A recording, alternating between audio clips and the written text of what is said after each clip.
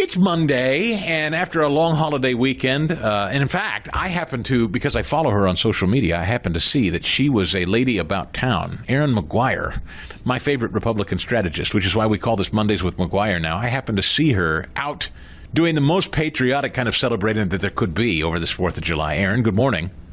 Good morning, Chris. Yes, I was very fortunate. Got to go to the White House and enjoy the 4th of July on the lawn with President Trump, dancing up a storm, watching the fireworks. It was a great evening, a beautiful weekend in Washington, D.C. There are a few places that it's actually better to be in D.C. than 4th of July. That is the time to be in Washington. It's a great celebration.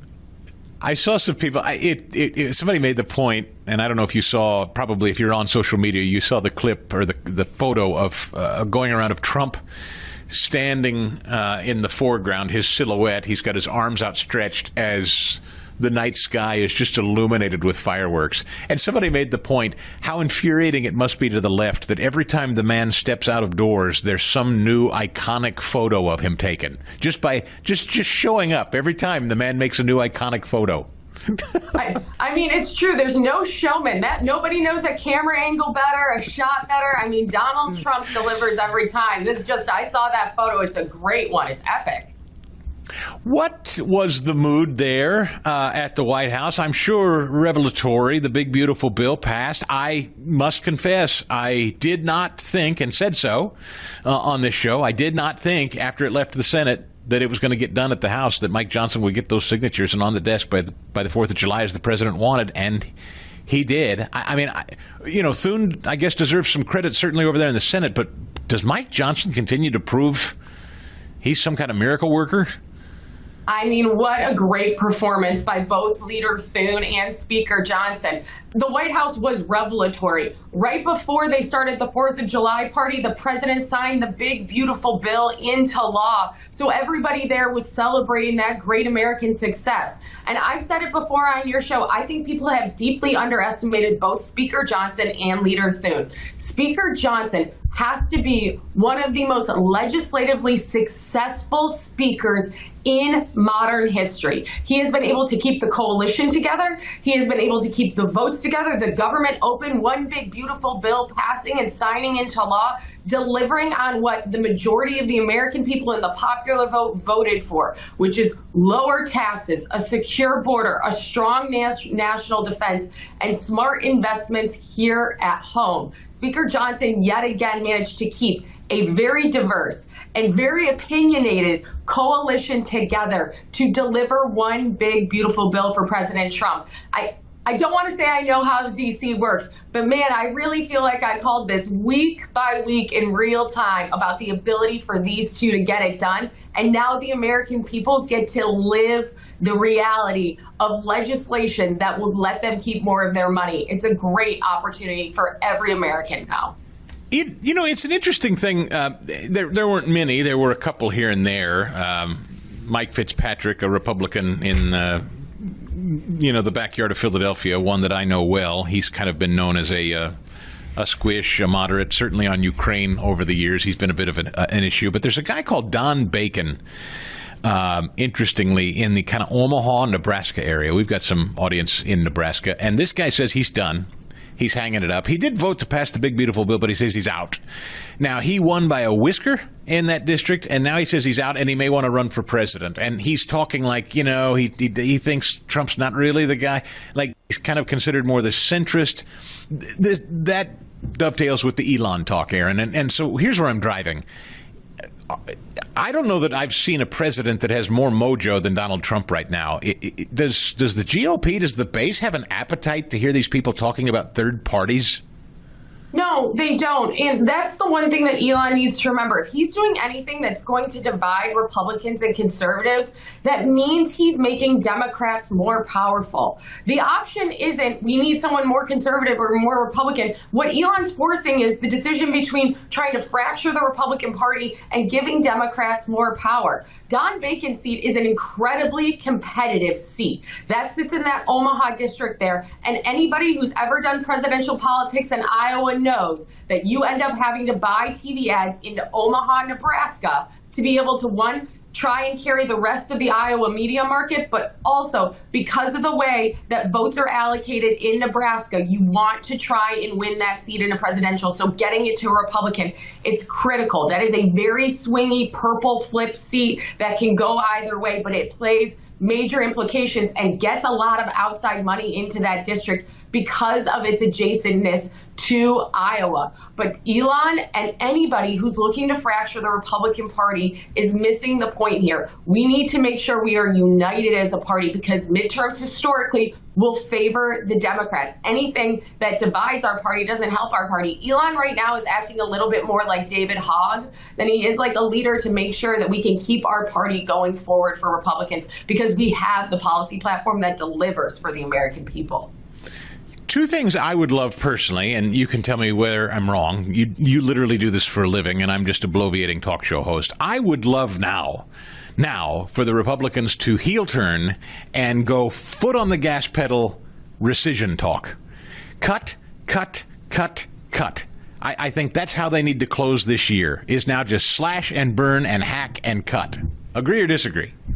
I think that that's really critical. I think it's also going to be important that the House do the 12 appropriations bills to be able to get federal spending under control. There are multiple avenues for us to be able to continue what Donald Trump has started, to make government more accountable, to get rid of the bureaucracy and the bloat. If we can deliver a strong economy coming out of one big, beautiful bill and couple that with bringing down the debt, the deficit, and the size of federal government, showing that we can streamline and be more effective as a nation, that is a winning message for Republicans because look at the Democrat chaos. Zoran Mondami, David Hogg, Hakeem Jeffries, Gavin Newsom, they have a bench of failure and political theater while Republicans are delivering. This is going to be a great contrast going into the midterms. Do you think there will be meaningful rescission talk? I mean, do you think that that is a strategy now? Do you think, because here's the other thing. When you talk about messaging, and this is something I kind of complained a little bit about this morning, a gentle criticism of some. I think the Democrats got away with talks of Medicaid cuts when really what should have been very well characterized early, and I don't think was, we have millions of able-bodied people collecting tax money that should be working. And that's not excusable, and Americans don't defend that. And for some reason, that got characterized as we're slashing funding for elderly people in rural hospitals. And I don't know how that got away from Republicans, but it seemed to a little bit. Agree or disagree on that? Totally agree, but that's where the left-leaning legacy media plays the press secretary role for Democrats. They are the ones that continue to try and perpetrate those lies about what this bill ultimately does. And it's true. Gosh forbid we put accountability on tax dollars in this country without having the left get all verklempt and send their media allies after Republicans saying we're going to push Granny off a cliff like this. It's 2012 again. So we need to remember that ultimately the conversation needs to be had at the doors, in these town halls, with voters where they are to say, no, you and I both agree. Common sense wins the day. If you can work, you should work. And if you're getting taxpayer dollars, let's make sure there's accountability for it. That's not slashing and burning. That's preserving the system for those who need it. But that is the battle that Republicans always face. The media will carry the water for Democrats. The easiest job in politics is to be a Democrat press secretary. Hand your press release to a member of the media and they will read it verbatim as law for you as news. So this is where the Republicans do their best and have to fight back. We know famously Paul Ryan, who, I think in hindsight, most of us don't have a lot of love for, but we do know that when he became speaker for that brief window, his whole campaign was one of reining in, fiscal spending or, spending, trying to get things under control, like Medicaid and all that sort of thing. And they ran ads against him, pushing Grandma off the cliff, and it worked, and it silenced him. I guess my point is, are Republicans just reluctant to touch it because they always get framed as cruel and cutting Grandma off from, her needed help and feeding the children and all of that stuff? They can't overcome that? Are we ever going to have a real meaningful talk about getting government spending under control? That's clearly what Elon's concerned about. I think most of us are. Yeah, getting government spending under control is a unifying thing across all parties, I would assume, because You don't want to waste taxpayer dollars. But it's true. The media will always paint Republicans as those who are trying to kill grandma, trying to make sure that that poor children aren't getting food, that we're taking rural hospitals. Rural hospitals saw some of their largest closures because of Obamacare, because of the Affordable Care Act, not because Republicans were trying to rein in. The problem is Medicaid, Medicare, and Social Security, those are the third rail of politics. If you try to talk about touching them, you automatically get slapped back, not only by the media, but by voters. So it has to be a robust conversation, which is harder to do, because generally if you're explaining, you're losing. So this is one of those robust conversations that if people want to lead on it and start giving the facts, they need to do it now, because we have reformed and rescued Medicaid.